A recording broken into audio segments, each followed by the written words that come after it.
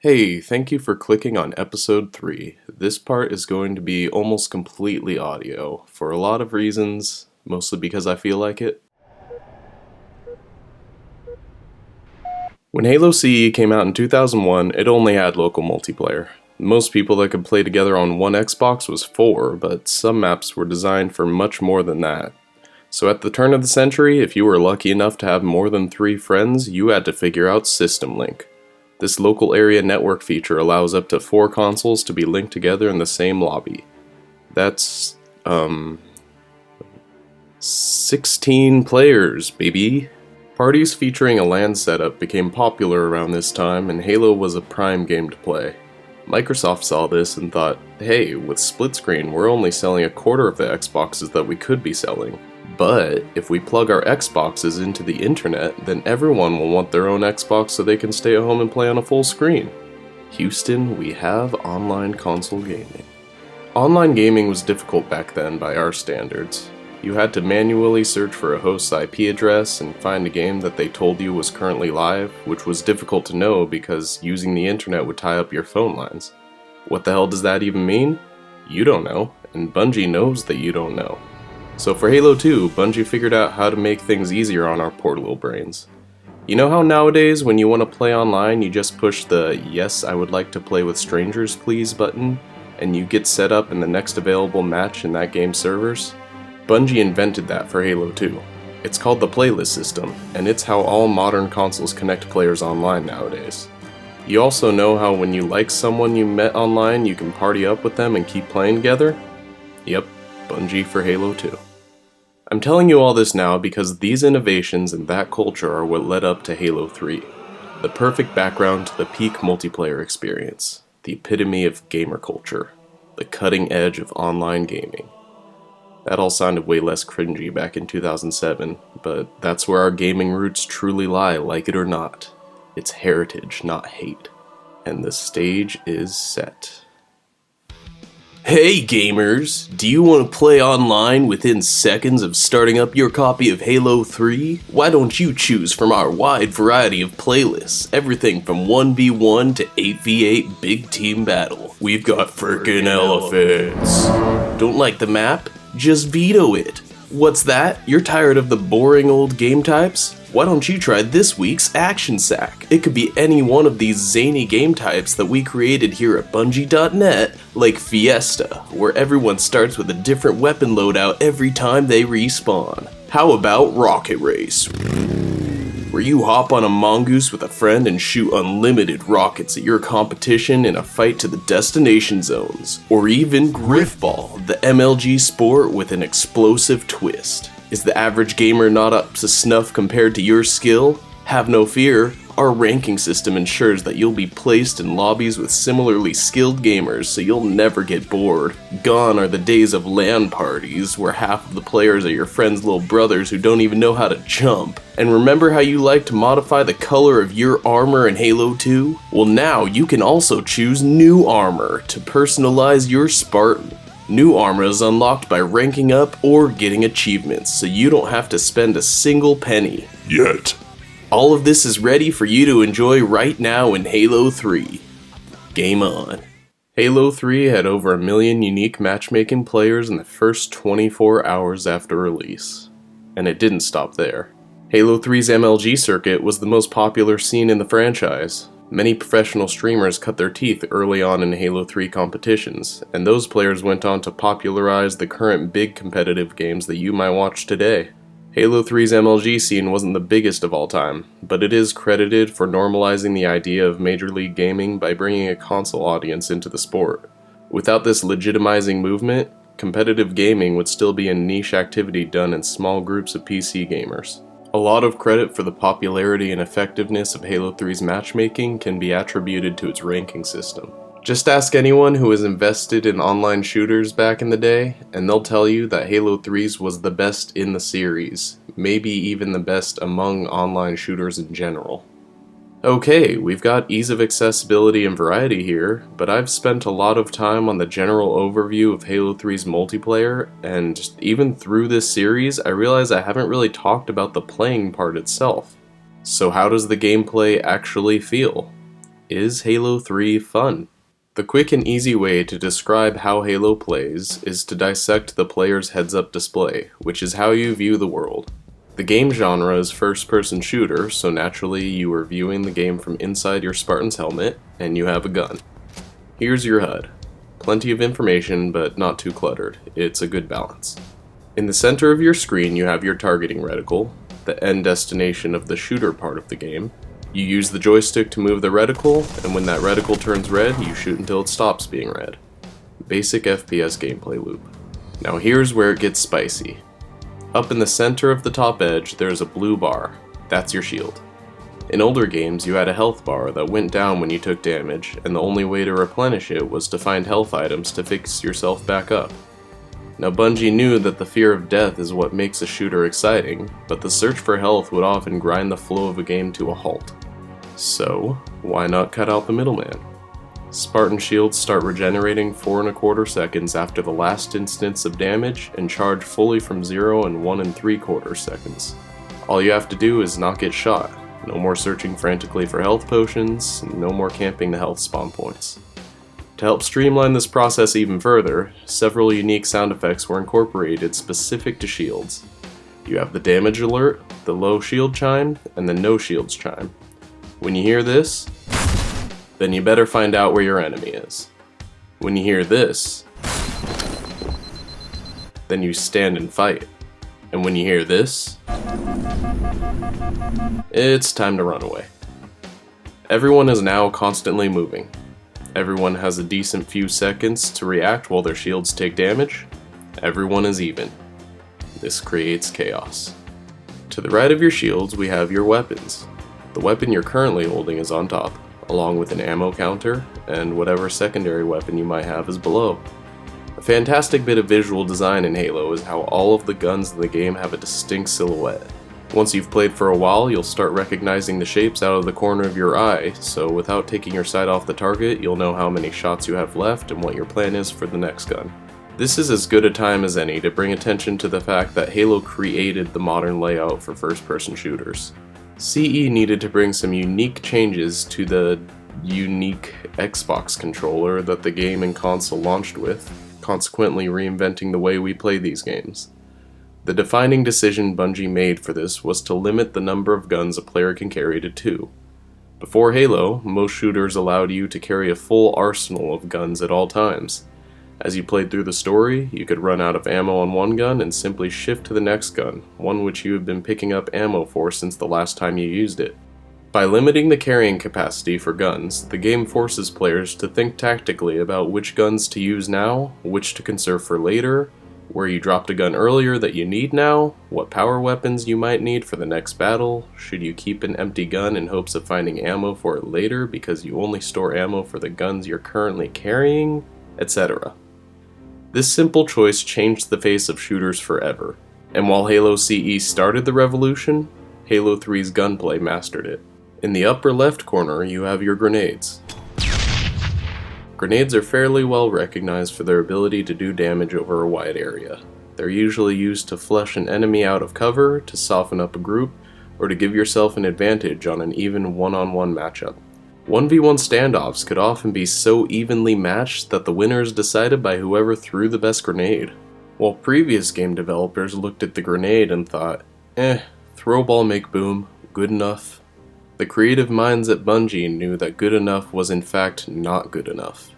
That's why they thought of the sticky grenade.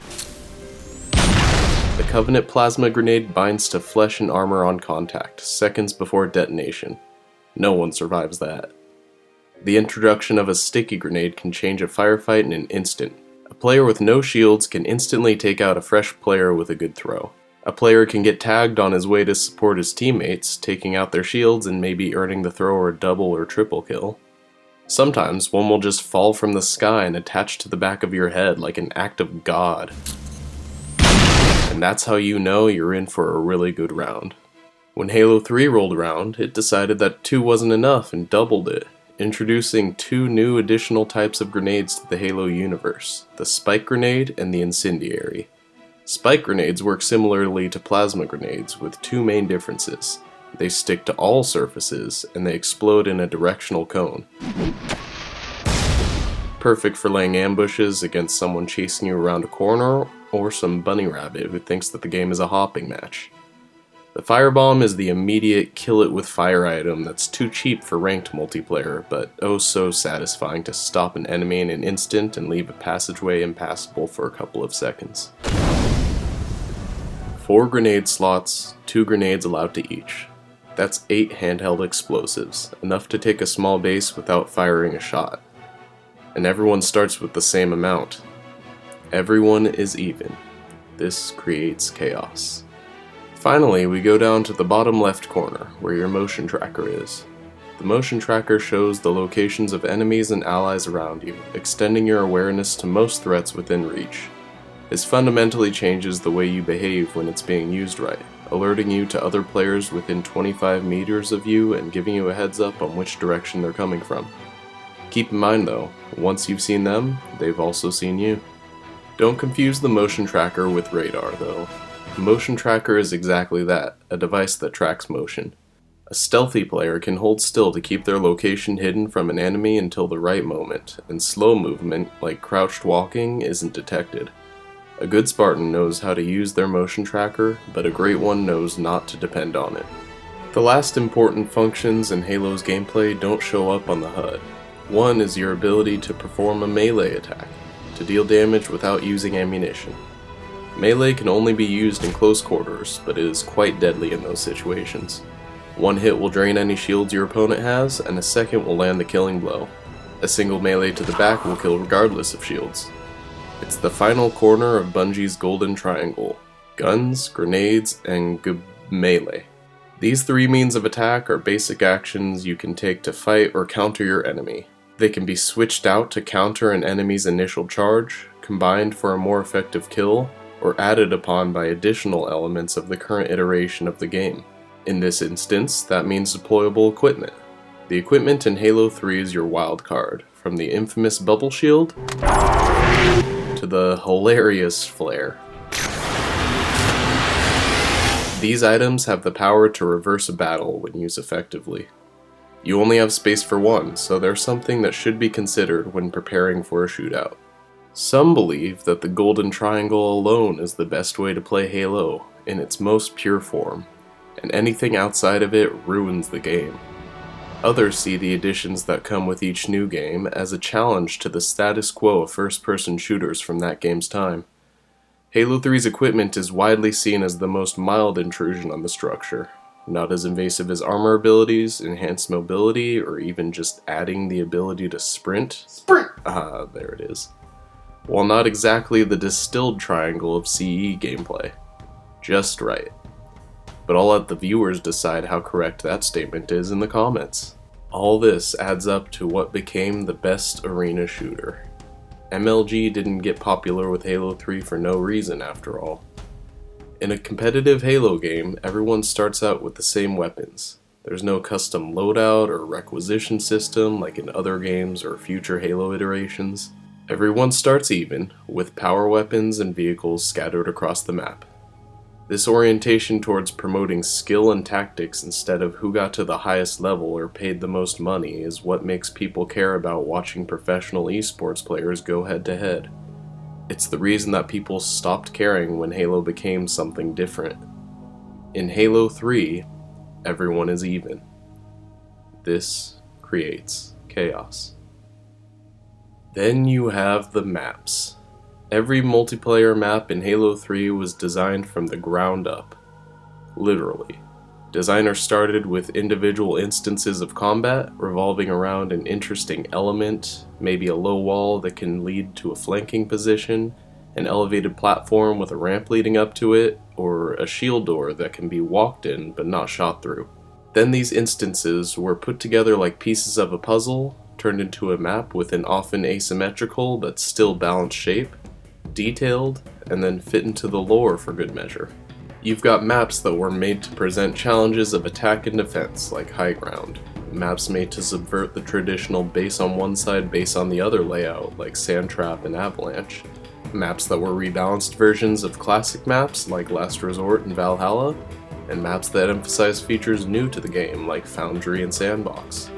Some were large to emphasize vehicle combat, and some were small to engage players in close PvP. Some were designed for specific game types, some were made just because they're fun. All of them became legends. One final aspect of multiplayer that needs to be addressed is the game chat.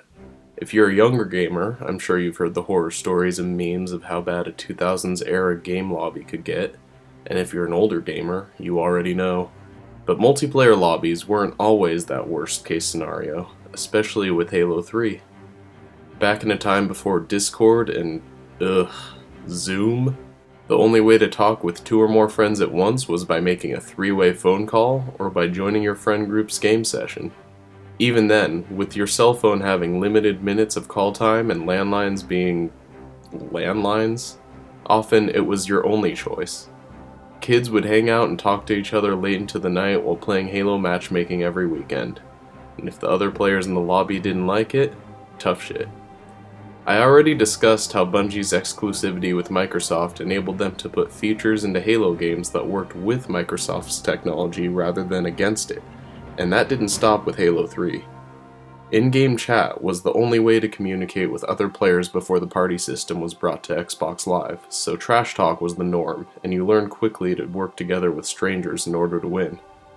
Sometimes that cooperation was the start of a beautiful friendship, and it often brought people close together with others who they would have normally never been in contact with before. And then there was proximity chat.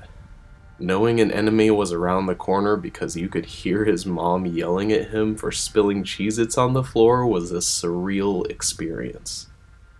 Yes, game chat was not only a good workaround for greedy phone companies, it was the technological foundation for Halo 3's multiplayer community. With just the basics of Halo 3's gameplay, you can already see what sets it apart from the rest. Sure, a technology-aided, energy-shielded super soldier can take out plenty of inferior enemies without batting an eye, but when you pit them against one another, that's when the fight gets really interesting. I'm not even getting into details of which weapons pair with each other, the incredibly unique and original game types, the lore and visual storytelling behind the maps, or whether or not you can melee through a shield. The deeper you dive into this game, the more you learn, the better you get, the farther down the rabbit hole you go. Endless fun. Double check. But sometimes endless fun can lose its meaning. Sometimes you have your own ideas for the map you're playing, or even ideas for a new map altogether. Sometimes you might just want to chill out and explore, or build your own little base to perfectly satisfy your OCD. Sometimes you might just want to sit back and enjoy the game for what it is. Well, there's a way to do that. And I'm not talking about starting a private match by yourself, you little weirdo. Some genius at Bungie HQ was editing a map one day and having a lot of fun with it. He suddenly stopped and looked at the guy next to him.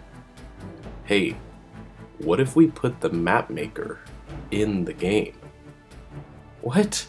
That's crazy. It's not like it's already made and ready to be put in the game. Let me go get the boss. Forge allows you to physically edit aspects of a map to whatever you desire. You can pick things up and move them, delete them, summon new objects, and even edit the way the game looks. You can fly solo and create a map to suit your own personal wishes, or completely redesign a map to create a whole new game like an obstacle course or a racetrack. Good lord, the racetracks. Some of the most fun you've ever had in a car with guns until GTA 5. If Halo wasn't the right kind of game for you, you could make it the right kind of game. You could also invite a friend to create with you, work together on a project, or set up on opposite ends of the map and see who could build the best fort. You could even disable the editing ability for everyone except the host, which in effect created its own game type, a sort of unlimited Slayer with the Hand of God as one of the players. With the addition of DLC maps that allowed for big, empty, flat spaces to fill with whatever your mind could dream up, Forge became a limitless imagination zone where players could push the creative limits of the game and truly make their own art. Without a doubt, Forge mode has inspired plenty of soon-to-be game designers, not to mention artists in general. Forge art has become a genre unto itself. This was rare. A big game studio not only allowing but encouraging players to express themselves by going in and changing the game. This was as close as you could get to modding on a console. Mind you, this was well before the MCC came to PC and opened up official modding to the community. And after you were done editing a map, you could import it over to the custom games lobby. True to its name, custom games matches could be hosted and controlled by a player. The host could edit the macro aspects of the game, as opposed to the micro details Forge could manipulate. Game type, game length, score to win, even player speed, gravity, and shields could all be adjusted from the custom games menu. And if you really liked the way a game played, you could save it. We used to play a game called Blackjack. 300 speed, 50% gravity, one shot to kill, and everyone had SMGs. Like Call of Duty, but fun. Combine Forge and custom games, and this single video game becomes exponentially expansive, really only limited by your own imagination. After so many years, it might seem surprising that we have all of this video documentation about Halo 3's gameplay. How did so much footage flood the internet in the mid-2000s when video game streaming was non-existent? I introduce you to Theater Mode. The Halo franchise has a long history with machinima. That's a lowercase m. From the longest running internet show in history, Red vs. Blue, who by the way got a cameo Easter egg in this game, to more contained series posted on early YouTube and Newgrounds, Halo inspired young filmmakers to create using the tools that they had on hand. And then Bungie just gave them more tools. To my knowledge, Halo 3 was the first game to enable the recording and playback of previous matches, and absolutely the first of this degree. Obviously, in theater, you can go back and watch your playthrough, but that's not even the half of it. You were able to control the passage of time with pause, slow down, and fast forward functions. You could pop out of your helmet and watch the game from a third-person perspective. You could jump around and see the game from other players' points of view. You could even jump out of any perspective and be a free-roaming camera floating through space and time. Your camera even had a realistic zoom with a simulated longer lens for extra cinematic spice. This was a godsend to those in the machinimation community, and it sparked an entire machinima revolution from players who suddenly had the means to create legitimate short films. The internet was flooded with Halo-based videos and series, some of which are still ongoing today, like Arby and the Chief. But you don't have to commit to a web series to make use of the theater mode. Bungie must have just sat there and thought of everything one day, because another feature included in this game is the file sharing system. Each player has a folder that is publicly available to anyone with their gamertag, and the files you could put in that folder range from videos to images to custom maps to custom game types. That means that you can go into a previous match, find a portion of the match that you want to share, use Theater Mode's tools to record a clip within that video. This was another stroke of genius on Bungie's behalf, since shared files would go viral, both including Bungie also had a highlight of the best content made from that week out of Bungie favorites. This is how many players got their hard work out to the public, potentially being able to use Theater to find out if another player was cheating. Just go to them and watch their aimbots suck the fun out of the game, somewhere down along the clips would even draw topless anime girls out of guns and share a video essay 12 years in the future talking about unique way. That's nuts. Oh geez, did I start astrally projecting again? Sorry, that's just one of the godly side effects of being in the original Halo 3 community. And by the way, all of this was available at launch. You poor kids these days don't even know what that means, do you? I dare you to name another game that can claim to have done the same. I know you can't because you're distracted by all the memories of this game's community rushing back to you. Those amazing matches, the epic kills, the close friends you played with daily despite never seeing their faces or knowing their real names, who were last online 11 years ago and who probably had a family at this point in life. But every now and then, late at night after the kids have been tucked in, they too will recall a fond memory that you both shared together and smile. Multiplayer, check. And for now, I rest my case. That leaves just one part remaining. Thank you for watching this far. If I've earned it, please share this series with whoever you think might enjoy it, because one final effort is all that remains before we finish the fight and prove once and for all why Halo 3 is the best game of all time.